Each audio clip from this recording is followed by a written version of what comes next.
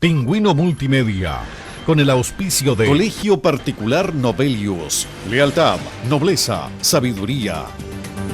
Comercial Termo Austral, fábrica de ventanas.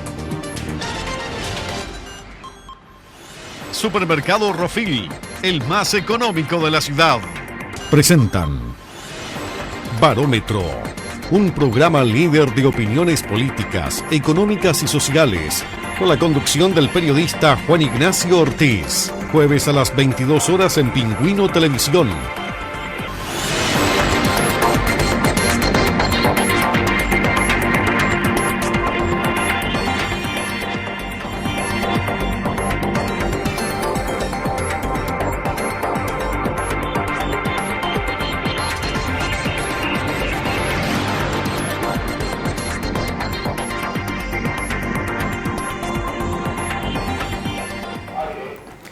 Bienvenidos amigos, otra edición más de Barómetro, acá en Pingüino Televisión. Llegamos al programa número 19 de esta 11ª temporada de la televisión regional de Magallanes. 11 años que ya estamos todos los jueves a las 22 horas emitiendo Barómetro, entrevistando a personajes de la contingencia ciudadana. Hoy tenemos un gran invitado, no es magallánico, pero es un gran periodista, ex constituyente también. Tenemos el privilegio de tener el estudio de Pingüino Multimedia a Bernardo de la Maza. ¿Cómo estás, Bernardo? Bienvenido. Encantado, Juan Ignacio. Muchas gracias por invitarme a este programa. ¿Cómo lo ha tratado Magallanes? Fantástico. ¿Sí? Yo había venido en verano, pero nunca en invierno. Estoy fascinado. Primero, porque en Santiago ya no tenemos invierno.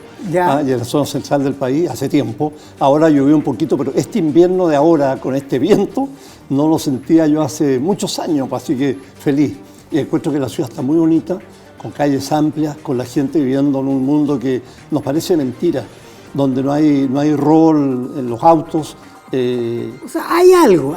Pero la gente... No, al lado de Santiago no es comparable. O sea, la gente con la que nosotros andamos deja sus cosas arriba del auto, realmente maravilloso. Maravilloso, con esta vista espectacular al estrecho. Es otro Chile. Otro Chile, tan distinto. Pero lo importante, Bernardo, que entiendan que es otro Chile, con otras necesidades, sí. Con otras costumbres, pero también con necesidades fuertes. O sea, por ejemplo, el gas. ¿Usted Sí. no ha pasado frío aquí en Punta Arenas? No, pues. Porque tiene calefacción en los lugares que vaya. Es notable. Claro. Es notable porque en Santiago pasamos helado de frío. Claro. Y en general en el país se pasa mucho frío. Claro, la calefacción acá, el gas es subvencionado, Claro. ¿cierto? Entonces podemos tener esa garantía, pero si no tuviera esa subvención, aquí tendríamos que bajar la cortina. Claro, es que en Punta Arenas tiene que tenerlo. Claro. Por eso es bueno que las autoridades a nivel central entiendan las necesidades propias de acá. Por ejemplo, hoy día acá nosotros pagamos los precios más altos de los combustibles, lejos. Claro. Y pagamos la alimentación más cara. Que no debería ser. Toda la alimentación llega por camión acá, Bernardo. Toda la alimentación. Entonces, un plato de comida que prepara una señora en su casa hoy día puede tener un costo aprox de 5.000, 6.000 pesos. En Santiago ese plato puede valer menos. Ya. Entonces, esas son las condiciones.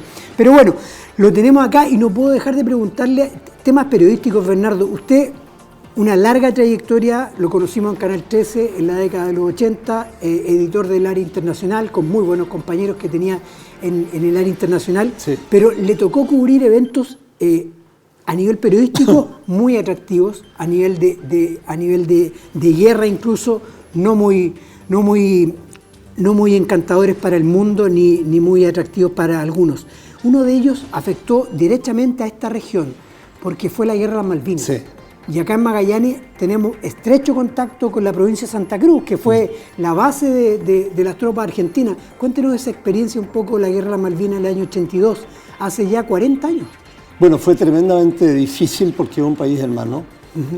Yo antes quiero contarles una cosa. Sí. Antes. Yo antes de estar en el Canal 13 estuve en el Canal 7 en sus inicios. ¿Ya? Y tuve la experiencia maravillosa de preparar los noticiarios que venían a Punta Arenas, donde se daban ya. unos días después. Claro, y se yo daban iba días a Los después. Cerrillos a embarcarlo en un avión que venía para acá. Y Ya. acá entonces las noticias llegaban 1 o 2 días después. Después, claro. Y las noticias internacionales las recibíamos nosotros de Europa y Estados Unidos también con su retraso. De manera que acá llegaban con 4 o 5 días de diferencia. Claro. Era otro mundo, la verdad. ¿Y cómo la enmarcaban en cinta? ¿Cómo? En cinta, porque sí. no era VHS en ese tiempo. Cinta y películas también. Era Ya. una cuestión de locos, otro mundo. Otro mundo, claro, sí. Ahora, respecto a la Guerra de las Malvinas, a mí me dio mucha pena y me molestó mucho cuando se dijo que hasta el día de hoy, que nosotros fuimos traidores, Sí. cuando los traidores fueron los argentinos, lo digo con todo el cariño que le tengo al pueblo argentino y a ese país, porque realmente ellos fueron los que planearon detalladamente invadirnos. Ya. Incluso ya tenían pensado, incluso el general Menéndez, me acuerdo que dijo que iban a llegar al puerto de Valparaíso a celebrar con champán, Claro. cuando pasaran ellos por allá, por los Andes, y el país, la idea era cortar el país en Puyehue, ¿ya? Y que ahí, con todo lo otro, de ahí para el sur se quedaban ellos con Chile. Habría sido, creo yo, una situación de la cual no nos hubiéramos recuperado nunca. Una guerra entre países hermanos, y que además nos deja a nosotros en evidencia que tenemos que tener unas fuerzas más fuertes, desgraciadamente. Ojalá no tuviéramos. Pero fue porque los dos gobiernos militares trataban de desviar la atención un poco con un nacionalismo puro, con convencer un poco a la ciudadanía que los gobiernos militares lo estaban haciendo bien a ambos lados de la cordillera. Yo creo que hubo parte de eso, pero también hubo un deseo que yo creo que sigue vigente de Argentina de recuperar algunos territorios o de tomarse algunos territorios chilenos. Ya. Y lo mismo ocurre con Perú y con Bolivia, de manera que ahí está, yo creo, la extrema preocupación que tenemos que tener nosotros siempre, de que tenemos una amenaza triple. Claro. Con Argentina iba a venirse encima Perú, junto a los argentinos, ya estaba hecho el acuerdo. De manera que tenemos que tener unas fuerzas armadas que sean capaces de defendernos en el extremo sur, en el centro del país, también en el extremo norte, en paralelo, al mismo tiempo. Es una situación penosa porque son países hermanos. Tuvimos una liberación junta de los españoles en conjunto y por lo tanto es triste tener una amenaza permanente de guerra. Nosotros tenemos que tener permanentemente unas fuerzas armadas extraordinariamente bien preparadas. Si los argentinos nos hubieran invadido, cosa que estuvimos a minutos de que eso ocurriera, bueno, lo que estaba preparado aquí era una guerra de guerrillas. Habría sido tremendo, una guerra de guerrillas contra las tropas argentinas que nos hubieran invadido. Y bueno, estamos hablando de una situación que no la vivimos, gracias a Dios, pero que el día de mañana se puede vivir de nuevo porque está siempre el deseo argentino, ya lo han expresado públicamente, de tomarse ciertos territorios para que los proyecten hacia la Antártida, ¿no? Claro, y más aún en esta región de Magallanes, las Fuerzas Armadas tienen que tener una importancia preponderante al país porque es una región geopolíticamente hablando muy importante. Sí. Todos los conflictos que hemos tenido con Argentina han sido acá. Claro, y el costo que tiene mantener una fuerza armada fuerte acá, pero tenemos que hacerlo. Claro. Tanto en Marina, en Aviación como en Ejército, ¿no? Es una situación delicada y que nos lleva a pensar en la importancia que tenemos nosotros como país de mantener una unidad territorial y anímica de este país. No podemos dividir este país en varios y tenemos que reforzarnos como pueblo, como ciudadanos, porque esa amenaza va a seguir vigente. Perú siempre va a querer recuperar los territorios que perdió en la Guerra del Pacífico, claro. Bolivia también. Y Argentina, a medida que avanza la situación en Argentina, se pone difícil. El día de mañana pueden tener de nuevo gobiernos populistas militares que quieran tener un golpe de efecto o lo que sea y atacarnos a nosotros. Ahora, es una situación bien insólita, pero lo acabamos de vivir en realidad. Claro, Bernardo, pero a propósito de las Malvinas, ¿qué opinión le merece la declaración del presidente Boric en su reciente visita a Argentina, cuando él señala que públicamente las Malvinas son argentinas? Y al señalar eso, él le da también de categoría de Argentina a las Georgias del Sur y a las Sandwich del Sur. Es decir, ampliando la plataforma continental de esa forma hacia la Antártica, le está dando la razón a Argentina. A mí no me parece, por supuesto que las Malvinas son argentinas, sí, pero no las otras. Sí, la Georgia del Sur y la Sandwich del Sur. Sí, no, por supuesto que no, me parece mal. Me parece mal. A propósito, quería contarte una anécdota que yo vi en Buenos Aires. Era prácticamente terminando la guerra de las Malvinas, yo me puse a hacer Era evidente que Argentina tenía perdida la guerra, entonces yo me puse en el Paseo Florida a decir que Argentina inocentemente creía que estaba ganando la guerra cuando en realidad la estaba perdiendo. Yo empecé a grabar solo, pero a medida que fui avanzando me empezó a rodear una cantidad de gente inmensa y yo creí que me iban a matar, porque estaban indignados. Y entonces al final yo digo, bueno, y eso es todo para la televisión española. España había estado con Argentina en la guerra.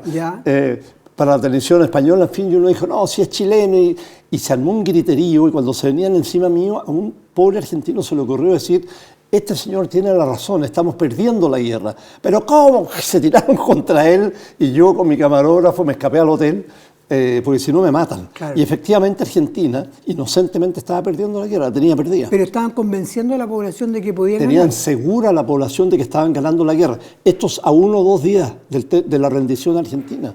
En junio del 82. Así es. Claro. Bernardo, después de la guerra de las Malvinas, usted se convierte en el primer periodista chileno en ingresar a la Unión Soviética. Sí. ¿Cómo fue esa experiencia? Fue maravilloso, maravilloso, porque la Unión Soviética era un terreno absolutamente desconocido para el mundo entero. Sí. Yo tuve un pariente diplomático que fue el primero que fue a armar la embajada a Rusia, a Moscú, la embajada chilena el año, no sé, porque iba a llegar el embajador Pacheco. ¿Ya? Máximo Pacheco, papá Sí, del Máximo ministro Pacheco, actual, que fue senador con también por el su Maule. montonera de hijos. Y cuando llegó allá a armar la embajada, le dieron un mapa donde había unas pocas calles verdes y todas las otras en rojo. Le dijeron, usted puede andar por acá, pero por ninguna de estas calles rojas se le ocurre meterse. Ya. No se podía. Nadie sabía lo que realmente ocurría en la Unión Soviética.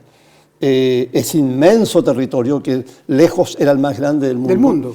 Y que llegaba desde lo que hoy es Ucrania, claro. Polonia, Ucrania, Checoslovaquia, que era Checoslovaquia en esa época, hasta el Pacífico al otro lado. O sea, 10.000 kilómetros de distancia, 10 usos horarios. Claro. Cuando era la mañana en este sector, allá estaba anocheciendo. Un país inmenso, primer productor en montones de cosas, y con un poder nuclear amenazante. Y bueno, eso cuando llegó el presidente Mikhail Gorbachev, declaró la perestroika y la glasnost, o sea, que fue una reforma económica. Dijo, con este sistema, que es importante que lo sepamos los chilenos, este sistema estatista no da para más. Este régimen soviético nos ha llevado a la ruina, no somos capaces de competir frente a Occidente, nos están ganando en tecnología, en fin, en un montón de cosas, y por lo tanto tenemos que cambiar, ¿no? Y administrar un coloso mundial. Claro, no podemos. Y además, la glasnost dijo, este sistema soviético nuestro, dijo, socialismo nuestro, tiene olor a naftalina de los abuelos. En una entrevista en la cual yo estuve presente con él, tiene olor a naftalina de los abuelos. Él llegó a un hospital. Primero apareció este señor que era hijo de un granjero lejano de Moscú y había llegado a la cúpula del Partido Comunista Soviético, secretario general del partido, y era una figura desconocida absolutamente, como lo habían sido todos los líderes que sucedieron a Stalin. Brezhnev, Chernenko, en fin, Andropov. Todos habían sido completamente desconocidos. Khrushchev también, no se sabía quién es él, no se sabía si eran casados o no, no se tenía idea de dónde vivían. El mundo tenía un desconocimiento absoluto de lo que era en su momento la Unión Soviética. Y ahora, a 30 y tantos, casi 40 años ya de aquella época, ¿cómo ve usted, Bernardo, la invasión rusa a Ucrania, que pasó en febrero pasado y que ya lleva más de la mitad del año? Yo creo que claramente, o sea, no me cabe ninguna duda que es una aspiración de Vladimir Putin. De Putin de volver a ser el imperio que era la Unión Soviética, o a lo menos de rescatar lo que era la Unión Soviética. Porque la Unión Soviética era la principal potencia del mundo lejos, junto a Estados Unidos. Sí. Incluso más que China, desde luego, mucho más.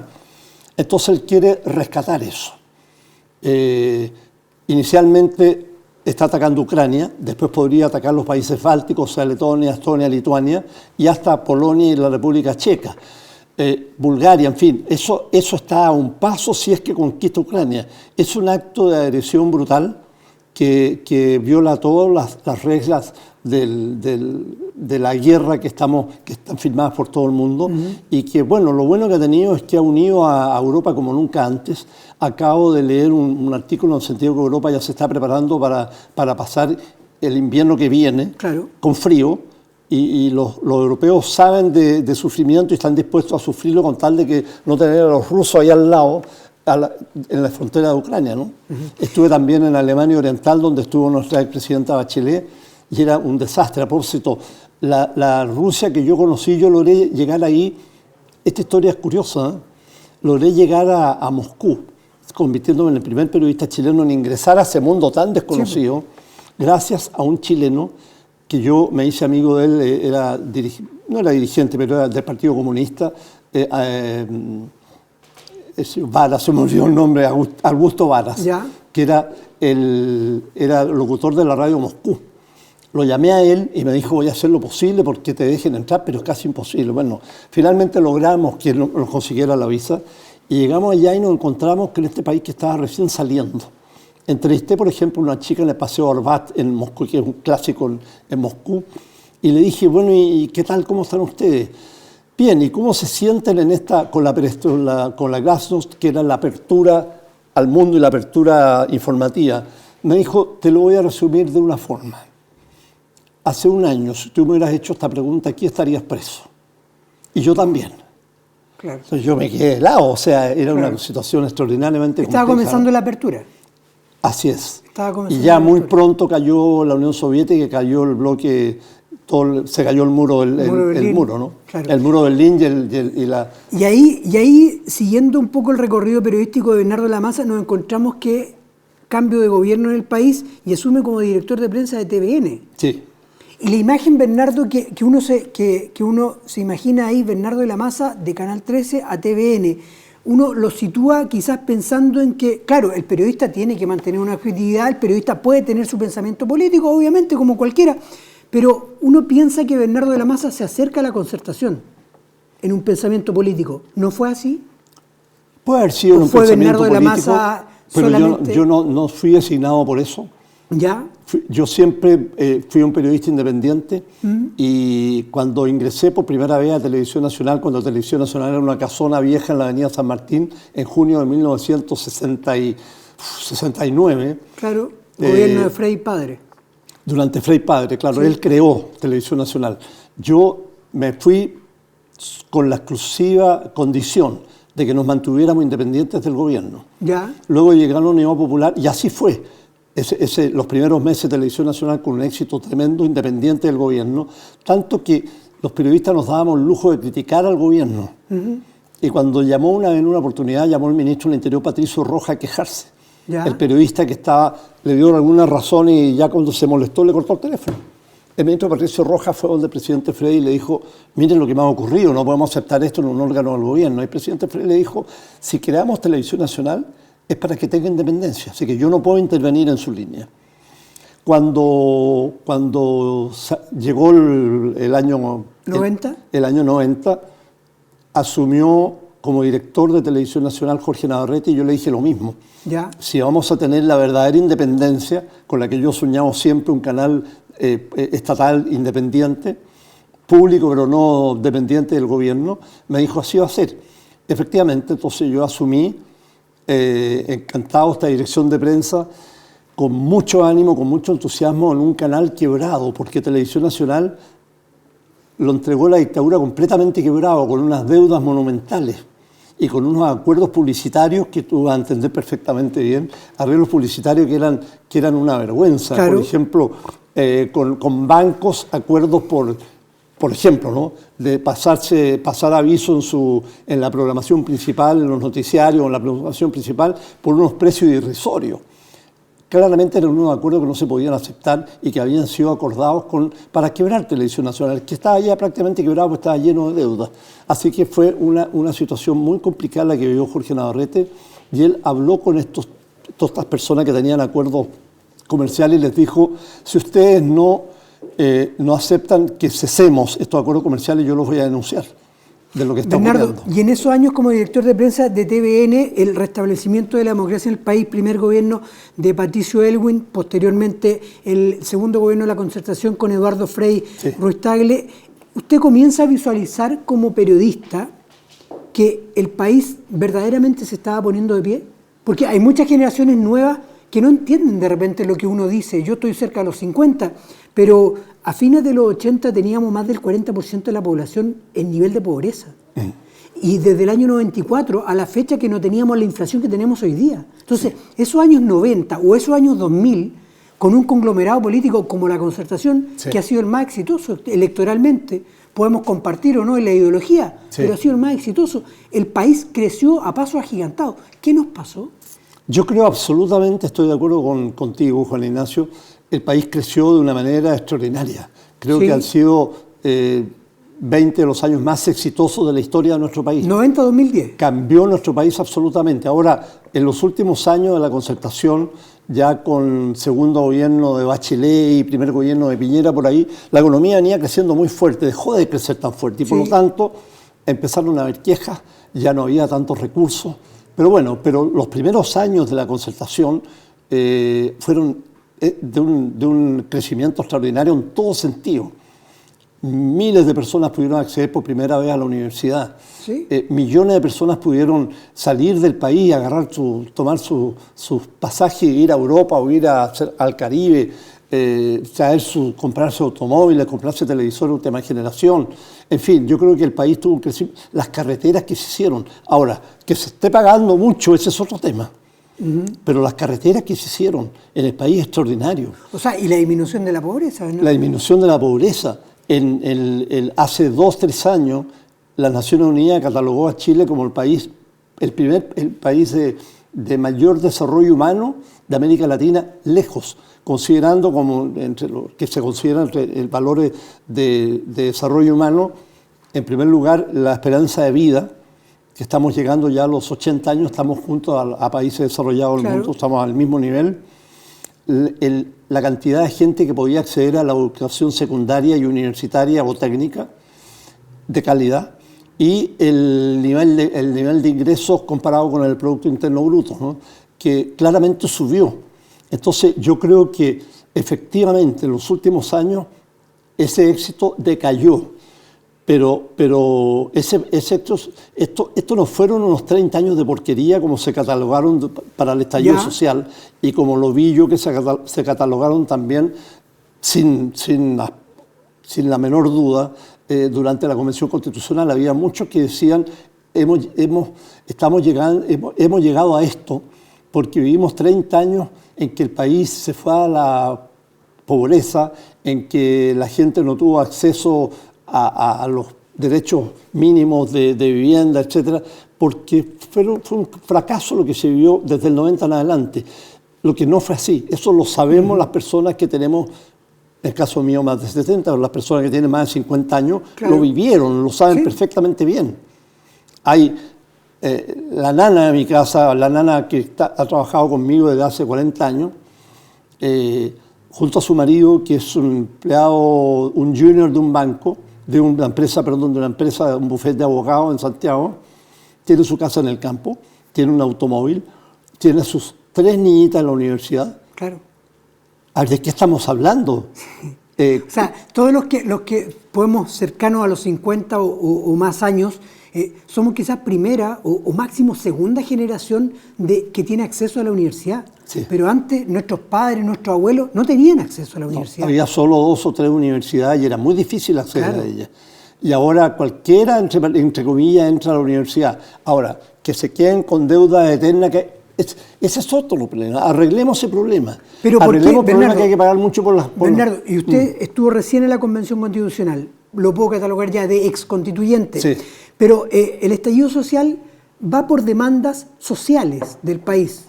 Menciones mejores pensiones para nuestros adultos mayores, mejor salud para el país, mejoramiento de vivienda. Mejor educación. Mejor educación. Más barata. Desde el estallido social a la fecha, ¿hemos logrado algo de eso? Yo sé que la solución no es de hoy día ni para mañana. No hemos logrado nada de eso. Nada. Y yo creo que las verdaderas peticiones por las que debiera haber trabajado esta Convención Constitucional fue por las que se pidieron y exigieron durante las grandes marchas que hubo en el país. Me parece que fue por allá por el 15 de noviembre. Sí. Que en Santiago salieron más de 2 millones de personas a las calles, en Viña del Mar también, creo que aquí también. Sí. Muchísima gente en todo Chile pidiendo lo que estamos hablando.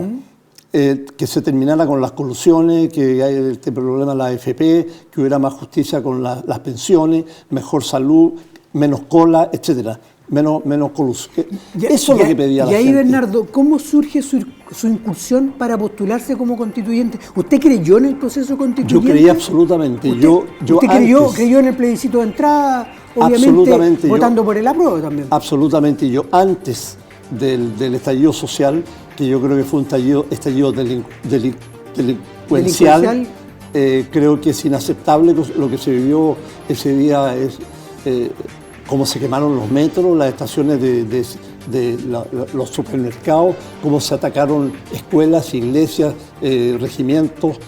Creo que vivimos una situación, se quemaron automóviles, creo que vivimos una pre-revolución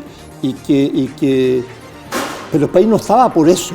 El país de verdad fue el que marchó en las calles pacíficamente, sin banderas políticas, gente de todas las edades, con sus niños, con sus guaguas, Ese es el país. Ahora, Bernardo, vamos a hacer un breve alto. Encantado. Y en el segundo bloque vamos a hablar de toda su experiencia en la Convención Constitucional. Breve alto y volvemos con Bernardo de la Maza, acá en Barómetro de Pingüino TV.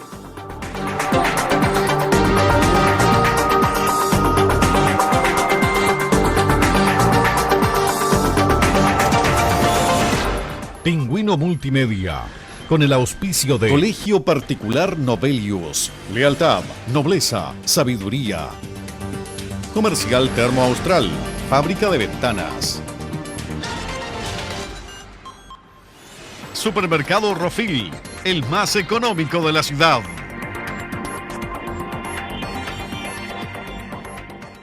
Pingüino Multimedia, con el auspicio de Colegio Particular Novelius. Lealtad, nobleza, sabiduría.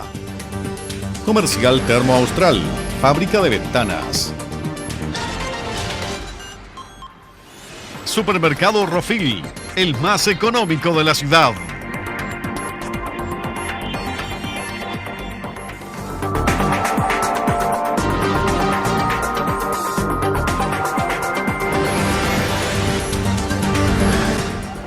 Segundo bloque de Barómetro, como lo anunciábamos, estamos con el invitado periodista y ex constituyente Bernardo de la Maza. Bernardo, yo le preguntaba, terminando el primer bloque, ¿cómo surge esa incursión de ser constituyente? O sea, usted creyó en el proceso constituyente, votó por el apruebo y dijo, ya, voy a vincularme a este proceso nuevo, inédito en la historia de Chile, pero pasa a ser constituyente en una lista con Evópolis. Sí, la verdad que a mí me costó mucho tomar la decisión. Yo desde antes del estallido social o delincuencial venía en mi canal de YouTube, que uno lo puede buscar, Bernardo de la Maza, YouTube, y ver mis comentarios. Yo venía ahí hablando de la necesidad de cambios. Sí. Por la indignación de la gente, por ejemplo, por las colusiones del papel, de los pollos, del papel confort, por la impunidad de las agresiones a carabineros, por ejemplo, cuando veíamos los chicos agarrar a palos los carabineros correr, que es un hecho de hace mucho tiempo ya. Y en fin, por un montón de cosas. Así es que cuando vino el estallido social, yo la verdad es que a mí el estallido me llenó de espanto. Creo que fue un hecho extraordinariamente brutal, violento e injustificado. Creo que una cosa es saltarse los torniquetes y otra cosa es quemar el metro, quemar todo lo que se quemó, arrasar con supermercados, quemar automóviles. Yo creo que esa fue una situación tremenda que a mí me hizo pensar que cuando se produjo el llamado a una nueva constitución, que yo podría estar aquí.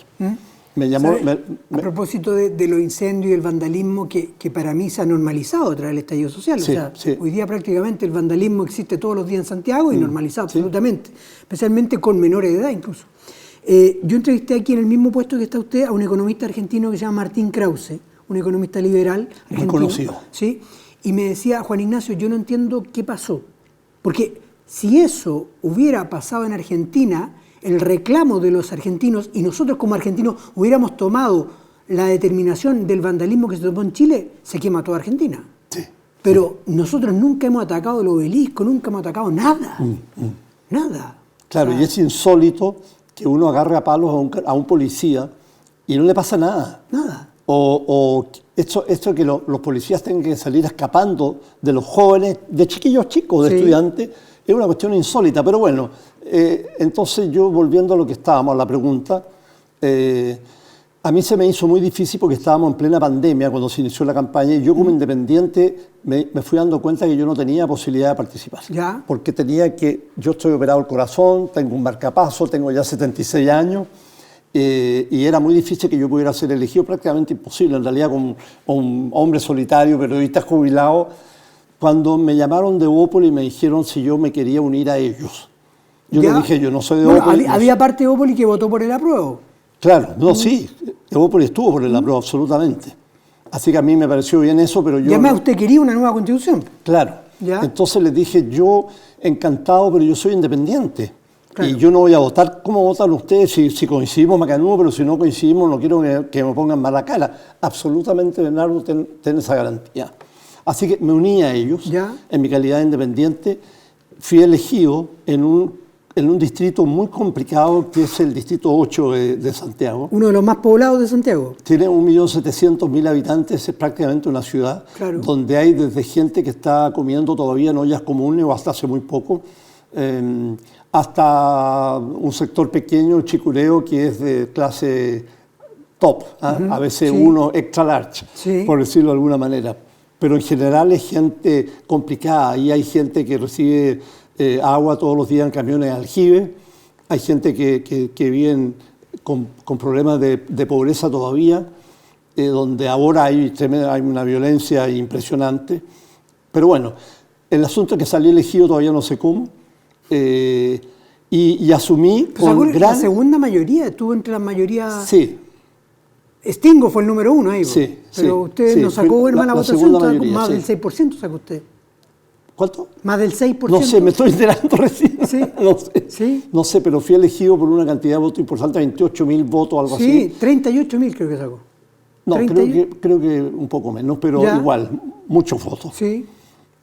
Y llegué a la convención esperanzado de que íbamos a lograr la gran constitución que el país quería, en armonía, llegando a acuerdos. Entre todos. ¿Y qué pasó ahí adentro, Bernardo? Bueno, allá adentro pasó lo que vimos el primer día. Yo creo que el primer día marcó la pauta de lo que fue la convención. Cuando todo el mundo, todo Chile vio expectante cómo en vez de cantar el himno nacional y hacer un himno, hacer un acto republicano, formal, se armó un desbarajuste, hubo violencia, se atacó a la señora que estaba encargada de dirigir el acto, no se permitió cantar el himno nacional. Y ya empezamos a ver, detrás mío estaba el Pelao Báez, Rojas Báez y otros, en fin, con actitudes de violencia. Yo creo que eso marcó un poco lo que fue, en definitiva, la convención entera, con independientes que no lo eran y con una tendencia muy fuerte hacia sectores de izquierda y extrema izquierda. Una especie de revanchismo, Bernardo, ¿no? Hubo revanchismo, desde luego. Tanto revanchismo hubo que esta mayoría que está integrada por gente del Partido Comunista, del Frente Amplio, todos los indígenas votaron siempre con ellos, siempre. Ni una sola vez se apartaron. Parte del Partido Socialista, a pesar de que estuvieron bastante moderados, en fin. Ellos estuvieron actuando de una manera bastante complicada, en el sentido de que claro que querían revancha. ¿Por qué, digo yo? Esto lo podemos probar. Sí, Ellos estaban tremendamente molestos con el presidente de la República, que era Piñera. claro. Una de las primeras cosas que se hizo al presidente de la República, se le quitaron muchos de sus poderes. Incluso se trató de eliminar. Inicialmente se quiso instaurar un régimen parlamentario. Como no hubo apoyo, sin presidente de la República, como no hubo apoyo, se dejó al presidente, pero con mucho menos atribuciones que las que tiene hoy. Lo que no quita que está bien quitarle, pero no tanto. Sí. Enseguida, muy molestos con lo que podría ser este Senado, donde ganó en la última elección, la derecha obtuvo Una buena votación. una buena votación, Sí, que lo dejó están más o menos empatados. empatado. Claro. Entonces, ¿qué se hizo? Se eliminó el Senado. Entonces, el presidente de la República no nos gusta, débil.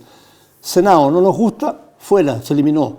El Poder Judicial no nos gusta, por la actitud de los jueces, con los presos de la revuelta y todo eso. Se acabó el Poder Judicial. Y se trató de jubilar a muchos jueces también. Chao. Muchos ministros de corte. ¿Ah? Muchos ministros de corte también. Sí, claro. Hay más temas más. Los carabineros, que nos atacan, nos violan los derechos humanos, qué sé yo, los carabineros nunca más van a ser parte de las Fuerzas Armadas y quedan como algo que todavía no está definido qué va a ser. Pero con menos, por lo menos hasta ahora, con menos atribución y capacidad de actuar que ahora. Siendo que los carabineros, sin duda que metieron la pata, sin duda que algunos fueron muy brutos, pero la inmensa cantidad de carabineros son gente sacrificada. Bernardo, pero el problema fue dentro de la Convención Constitucional o el proceso en sí, porque el proceso viene mal desde atrás. Quien autoriza y quien legitima el proceso son los mismos partidos políticos. Los mismos partidos políticos dieron el beneplácito para que las reglas electorales fueran de esa forma, para que los partidos políticos casi no participaran y participaran movimientos sociales, para que hubiera escaños reservados, para que hubiera... Entonces yo me acuerdo de mi abuela. Mi abuela me decía, la culpa no es del chancho, es de quien le da la flecha, ¿no? Sí, toda la razón. Sin duda que ahí hubo culpa. Por ejemplo, también en el sistema electoral. Yo hubiera esperado y que realmente fueran elegidos aquellos que tenían las más altas mayorías. Las competencias también, las competencias para ejercer el cargo, ¿no? Sí. Pero bueno, pero por lo menos que fuera una elección en la cual salieran a elegir los que tuvieran más votos. Y no el sistema que estaba vigente, que nos había llevado a tener una Cámara de Diputados muy desprestigiada, con una enorme cantidad de diputados sin tener las capacidades suficientes para estar ahí. Gente que había sacado poquísimos votos. Sí. Ustedes lo han visto durante todos estos años como payaso en la Cámara de Diputados, y eso se replicó acá. Por ejemplo, hay un... O sea, fue peor en la Convención Constitucional. Peor en realidad. Por ejemplo, hay un destacadísimo abogado constitucionalista, doctor en Derecho Constitucional, que se llama Patricio Zapata. Él ganó en votos. Sin embargo, como estaba con este sistema de chorreo, que es el famoso sistema de Hunt, él quedó fuera. Claro. Y quedó, en vez de él, un constituyente con escasas capacidades y atribuciones y votos. Entonces, yo creo que ellos sin duda que tuvieron culpa. Bueno, la clase política. El caso Rojas Báez. Bueno, el caso Rojas Báez ya es el símbolo máximo de nuestro fracaso como convención. Ahora, usted como constituyente pretendía trabajar para orientar a una mejor salud, mejor vivienda, mejor educación, pensiones y el tema del agua. ¿Fue escuchado Bernardo de la Maza dentro de ello, no? Y el tema del agua y el tema de las colusiones y el tema de la... Bueno, fui escuchado, yo fui bastante escuchado porque solí votar muchas veces. Yo siempre, excepto al final, cuando ya mi desencanto fue total, yo voté absolutamente de acuerdo a lo que a mí me parecía bien. Lo que significó que muchísimas veces yo voté con la izquierda. ¿Ya? Y en un par de oportunidades concretamente yo fui el voto decisivo que le dio aprobaciones a ciertas normas pro-indígenas. O medioambientales también, ¿o no? Medioambientales también, de muchas. O sea, yo a mí lo que me parecía bien yo lo aprobaba, al margen de que el grupo donde yo estaba, donde estaba Evópolis, eventualmente pudieran no estar de acuerdo. De manera que a mí me trataron muy bien. Pero lo que se armó,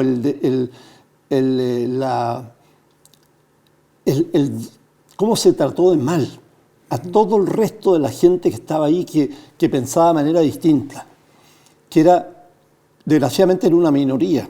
Estoy hablando de la gente de centro derecha y derecha independientes también de ese sector. No se los consideró nunca, jamás. Y teniendo a tipos valiosos, por ejemplo, Rodrigo Álvarez de acá de Magallanes. Hay mucha gente muy capacitada. Hay doctores en economía como Bernardo Fontaine, en fin, gente muy capacitada. Nunca, no hay ni una norma de estas 388 que contiene este proyecto de constitución que haya sido propuesta por ellos, por este grupo. Nunca. Es más, a muchos se les dijo en las comisiones, nunca te vamos a aprobar una norma que propongas tú. De manera que era bien amargante ver, por ejemplo, que este grupo proponía una norma que dijera y los fondos de pensiones serán propios y heredables, siguiendo lo que había habido esta propuesta popular que decía con mi plata no. Claro. Ahora, Bernardo, ¿por qué eso? Y eran rechazados. Siempre. Ya, ¿y por qué eso la ciudadanía en general lo captó tan rápidamente y transversalmente salen voces como la del propio presidente Eduardo Frei Ruiz-Tagle o el propio presidente Lagos, que está en contra del proceso, como proceso en general? Él no ha dado a conocer por dónde va a votar, pero el propio Frei, salen emblemáticas figuras de la exconcertación, Muchas. 17 exministros de Elwin, Sí. Frei, Lagos y Bachelet incluso. Sí. No, ¿Cómo? Bachelet está por la prueba. No, pero me refiero a exministros de Bachelet. Ah, sí, claro, sí. Exministros de Bachelet. Sí, sí. Entonces, ¿cómo le explicamos eso? Porque esa gente que sale hoy día es la gente que gobernó en los años más exitosos del país. Sí, En los 20 años más exitosos que conversamos en el primer bloque, ¿o sí, no? sí. Entonces, ¿ellos entendieron de que este proceso fracasó? Yo creo que mucha gente, espero que una mayoría del país, se dio cuenta que este proceso era un fracaso. ¿Ya? Que había ahí muchos payasos, que vio lo de, lo de Roja Fade, ¿Sí? lo de la tía Pikachu, lo del dinosaurio, lo del señor que cantaba, Que votó en la ducha. cantaba en la ducha, lo del Chile, Plurichile, tu cielo azulado, en fin, y las cosas que estaban ocurriendo, se fueron enterando de ellas, y además las normas que se fueron aprobando.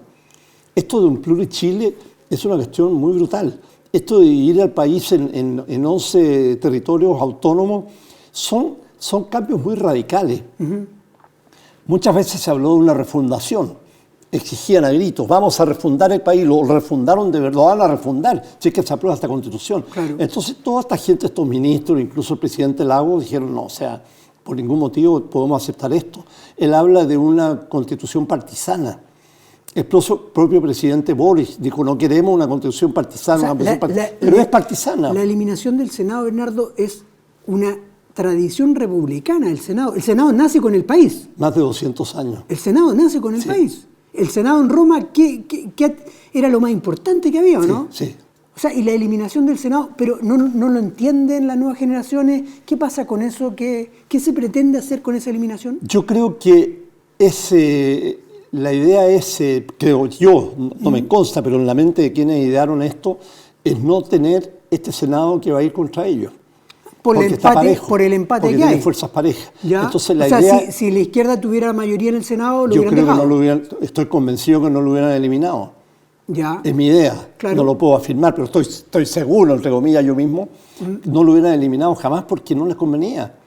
Pero claro, como él tiene fuerzas parejas después de mucho tiempo, para ellos va a ser un estorbo. Ese Senado no les va a aprobar muchas de las normas o les va a poner obstáculos a muchas de las normas que están propuestas en la nueva Constitución. Bernardo, yo tengo un programa que se llama Las Cosas por su Nombre y participo mucho con los auditores. Bueno, usted tiene mucha más experiencia en radio que yo, pero usted sabe el encanto de la radio y esa cercanía cuando uno se pone los fonos de poder interactuar, ahora por el tema del WhatsApp, más cercano a la gente. Y coincidíamos en el programa hoy día, Bernardo. ¿Sabe qué? No me preocupa a mí el 4 de septiembre, a mí me preocupa el 5 de septiembre, Sí. Me preocupa el día siguiente, Sí. Me preocupa cómo me levanto yo, cómo te levantas tú, cómo se levanta toda la ciudadanía al día siguiente. ¿Puede quedar un país fragmentado si la diferencia es escasa, Bernardo? O sea, de todas maneras, ya está fragmentado. Sí. Estamos divididos, estamos polarizados. Totalmente. Ahora, pero yo creo que, perdona, si gana la prueba va a ser mucho peor. Porque cambiar estas normas tan radicales, refundacionales, extremistas, excesivas, va a ser muy, muy difícil, casi imposible. No quisieron cambiarla cuando pudieron en la convención. Porque ayer Boric declaraba que sí, hay errores y hay que cambiarlos. Sí, pero ¿cuáles? ¿Por qué no dice cuáles? Claro. A mí me encantaría que él dijera, vamos a cambiar todo esto está malo, pues estupendo, hasta yo voto a prueba, porque esta propuesta de constitución tiene cosas muy buenas, pero borremos todo lo malo que es mucho, y es peligroso, nos divide, nos lleva atrás, nos deja con un país extraordinariamente estatista. Ahora, la normativa dice que si gana el rechazo se debiera mantener la actual constitución, pero los senadores también ya están proponiendo cambiar ese artículo para que, si gana el rechazo, efectivamente haya modificaciones a la actual Constitución, ¿o no? Yo creo que no hay duda de que va a haber modificaciones. Ya. Lo han dicho la inmensa mayoría de los políticos y yo creo que el país entero no quiere seguir con esta Constitución. Si gana el rechazo, no es para que siga, como dicen, Yo creo que la Constitución de están Pinochet. mintiendo cuando dicen que sigue la Constitución de Pinochet. Desde luego ya no es la de Pinochet. Ya. El mismo Lagos lo reconoce. Tiene montones de cambios. El mismo Ricardo Lagos reconoce que esta en realidad es más bien la Constitución de Lagos. Pero ok, hagámosle cambio. Por algo fue las manifestaciones. Hagámosle cambio. Sin duda, pero hagámoslos bien. Hagamos una Constitución que sea con un acuerdo nacional que nos una a todos. Y que al momento de llegar a votar en un referéndum final, esta nueva Constitución que salga en 1 año, en 2 años, ojalá lo antes posible, tenga el 80% de aprobación del país, pero no la mitad. Ahora, ¿por qué la última semana cree Bernardo que el apruebo ha repuntado? Porque todas las encuestas, 16 encuestas en los últimos 3 meses dan por ganador al rechazo. Si la elección fuera este domingo, gana el rechazo. Pero sin embargo el apruebo ha aumentado en los últimos días. Yo creo que influyó mucho en la campaña del gobierno. ¿Ya? Pero... ¿Con algunas promesas también? Sí, claro, y en fin, y esto de repartir... Por ejemplo, la última es FONASA, que no va a tener copago. Sí. Ya, pero ¿cómo financiamos eso, Bernardo? Bueno, porque usted es dueño de casa, yo soy dueño de casa, y me gustaría a mí tener un pedido de supermercado amplísimo, pero como está hoy día el país, no puedo ir al supermercado y consumir todo lo que quiero. El presidente está prometiendo muchas cosas, y la billetera está, ¿o no? Alguien dijo que esta Constitución es una torta muy rica, de panqueque, estupenda, exquisita, con un veneno escondido adentro. Y yo creo que eso es así, es peligrosa. Ya. Y cómo se paga, nunca se consideró cómo se paga nada. Las propuestas se hicieron como un viejo pascuero que llegan los niños a pedirle, queremos todo esto, aquí está, lo van a tener, pero ¿cómo se paga? Sí, esa es la pregunta. ¿Quién va a producir? El Estado, un Estado súper poderoso. El Estado no ha sido un buen productor y asegura en ninguna parte del mundo... O sea, el Estado no tiene ni un peso. El peso que tiene el Estado es su impuesto, mi impuesto y el de todos los que nos están viendo. Sí, además estamos viviendo con un país endeudado, claro, viviendo una crisis económica seria. No vamos a tener crecimiento por algunos años y hay una deuda importante que pagar. ¿Y de dónde, Pecata, de dónde vamos a sacar ese dinero? Necesariamente hay que atraer inversión. ¿Qué inversión si la gente cómo va a venir a invertir a este país ahora? Con la incertidumbre que hay. Una incertidumbre tremenda y mayor la que va a causar el apruebo. También necesariamente con un sector privado muy potente. El sector privado no está mencionado ni una vez en estas 55.000 palabras que contiene esta nueva Constitución. Ni una sola vez. Ahora, los pequeños y medianos empresarios que son fundamentales en el crecimiento del país tampoco están mencionados. Sí, Estado, el Estado garantizará, el Estado deberá ocuparse de, el Estado se encargará de... Usted que participó de muchos procesos electorales como periodista, el periodista siempre nos enseñaron en la universidad que tiene que mirar bajo el agua y escudriñar y averiguar. Estas declaraciones de Frey son muy potentes. Las declaraciones de Ricardo Lagos, anteriores a las de Frey, son muy potentes. Las de Frey, ojo, son luego de la Junta Nacional de la ADC. Sí, es decir, Frey tuvo la misma valentía que tuvo Lagos, que yo comparaba incluso la valentía, Bernardo, de Lagos con la valentía de Lagos del año 87, en el de cara al país, cuando estaba Raquel Correa, Roberto Pulido, y apuntó con el dedo al general Pinochet. Escúchenme bien. Claro. ¿Cuál es mi cámara, Raquel? Estas declaraciones, claro, de ellos, de esos presidentes, llevan a Boric a aferrarse a Michelle Bachelet, ¿o no? No lo sé realmente. ¿Ya? No lo sé. Ahora, respecto a lo que hablábamos de la encuesta, perdona, yo las encuestas no les creo. ¿Ya? Tengo una desconfianza enorme, de manera que yo creo que son tantas las que dan parejo el resultado que finalmente hace parejo. Ahora, que haya subido el apruebo, que sea más o menos seguro que va a ganar el rechazo, yo no estoy seguro. ¿Ya? Yo le pido a la gente que por favor tenga responsabilidad, que tome esta elección muy en serio y que vaya a votar, que haga el esfuerzo. Hay gente que le cuesta mucho ir a votar porque no es ir a la esquina como aquí en Punta Arenas, que es chiquitito todo, en Natales, o en Porvenir. No, allá hay gente que le cuesta, tiene que esperar una micro, hay pocas micros, poca movilización, y ir a un local lejano a votar con días de tremendos calor, en fin. Que por favor vayan a votar y lo hagan en serio. Los jóvenes que algunos que no han ido a votar nunca y no quieren. Los mayores que sí están conscientes de los problemas que vamos a enfrentar. Por favor, párense y vayan a votar este día. Bernardo, ¿Estamos frente al proceso electoral más importante en la historia de Chile en los últimos 50 años? Yo creo que sí. Bueno, después del referéndum, sin duda. Este es el más importante. Después del referéndum, entre el sí y el no, entre el seguir con Pinochet o no, y volver a la democracia, yo creo que es lejos el más importante. Más importante que una presidencial. Sí, porque finalmente el presidente dura 4 años. Claro. Esta constitución que elijamos ahora, si elegimos la apruebo, la vamos a tener por chorros de años. O sea, aquí nos vamos a quedar marcados con un plurichile. Quizás hasta cuándo, 40, 50 años, aquí nos podremos ir al diablo. O sea, este país tan maravilloso que tenemos, que ha sido construido con un esfuerzo gigantesco de tantos y que ha disminuido su pobreza a niveles notables y que nos tienen una expectativa de 80 años a niveles más o menos de los países más avanzados del mundo. Mucha gente pensará en su casa, sí, pero yo no tengo buena atención de salud. Sí hay problemas, pero el grueso del país ha funcionado bien, ha tenido un buen desarrollo. Entonces, yo llamo a esa gente que por favor tomen esta elección muy en serio. O sea, muy en serio. Y lo principal, que salgamos adelante como país entre todos, no disgregando aún más al país. Exactamente, exactamente. Y para eso tenemos que, primero que nada, rechazar esta nueva constitución, luego tomar cosas buenas que tiene cosas muy buenas y cosas buenas de la actual constitución, y que el pueblo decida cómo seguimos este camino. No está definido, pero así como se llegó a un gran acuerdo nacional, con excepción solo del Partido Comunista, pero incluso con el apoyo del actual presidente Boric, para seguir adelante de una manera que no resultó, bueno, logremos un acuerdo. Yo creo que lo vamos a lograr, un gran acuerdo nacional para lograr terminar con una buena constitución. La necesitamos, no podemos seguir como estamos y necesitamos volver a unirnos, ¿ah? Y tenemos que acabar con preocuparnos de realmente de terminar de atraer a los inversionistas, apoyar a los emprendedores, a los pequeños y medianos emprendedores, a los grandes emprendedores, terminar con la violencia en las calles que tiene a medio Santiago escondido detrás de rejas. ¿Ah? Encerrados detrás de rejas y preocupados a todos salir en la noche porque en cualquier momento se acerca un auto y se asaltan.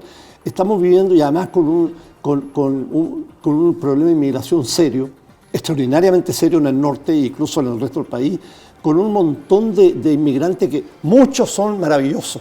Gente que viene a trabajar, que sale de sus países, pero nos hemos llenado también de delincuentes, de narcotráfico. Hay carteles de la droga ahora que se están apoderando de barrios. ¿Llegaron a Punta Arenas ya? Y llegaron acá. Sí. Bueno, tremendo. Entonces, mi llamado es ese. Por favor, tomemos en serio esto, no es un juego, y vayamos a votar. Y sí es, sin duda, la elección más importante desde el plebiscito del año 80. Bernardo, le quiero agradecer su presencia hoy día acá en el Barómetro de Pingüino Televisión. Ha sido un placer entrevistar a un periodista y también actualizar a toda la gente de lo que está pasando, de la contingencia, de lo importante que se nos viene. Muchas gracias, Bernardo. Encantado, Juan Ignacio, y muchas gracias a todos los que nos están viendo. Nos vemos. Y con ustedes nos juntamos en 7 días más, simplemente conversando acá en Barómetro de Pingüino TV. Chao, chao.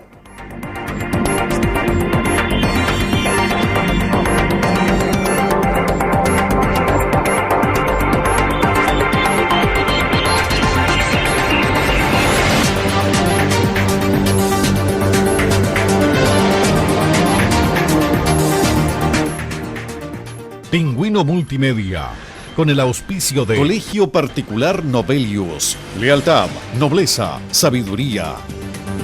Comercial Termo Austral, fábrica de ventanas. Supermercado Rofil, el más económico de la ciudad. Presentaron Barómetro, un programa líder de opiniones políticas, económicas y sociales. Jueves a las 22 horas en Pingüino Televisión. Barómetro, un programa de Pingüino Multimedia.